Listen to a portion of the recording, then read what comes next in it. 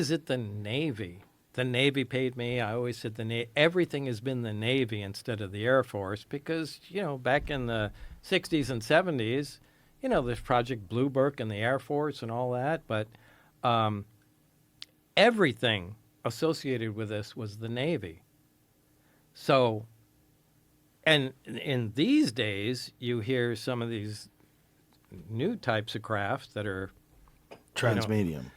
Yeah, you hear the word transmedium, and David Fravor, Commander David Fravor, with the Tic Tac, and things are under the water, and supposedly the craft that the sport model was an archaeological recovery, and that itself was underwater.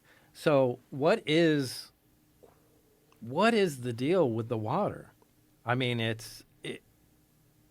it's by far the biggest medium of the planet. I mean, if you want to hide people down there, almost an entire civilization down there, you could do it in the ocean as long as you do it deep enough and away from people. So, yeah, number one is what's the deal with the ocean? That's probably the number one question. Because there's a ton of sightings where people see things come out of the water and go into the water. Yeah, there has to be a reason for that. Well, it just in terms of if they have the ability to travel through space, if whatever that thing is really does create some sort of a gravity bubble or some sort of a space-time bubble. Yeah, but maybe it's not space. Maybe it's not space. Maybe it's time. Maybe it's another dimension. There's really no limits. If you can start manipulating physics in that way, you can bend time, you can open doorways into other dimensions. So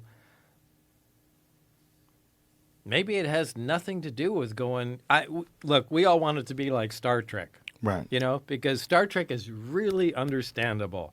Right. You go out there, you fly to another planet, you meet the people there, you go to another one. Well, these guys are happy, those guys aren't, and it all makes perfect sense. I don't really think it's like that.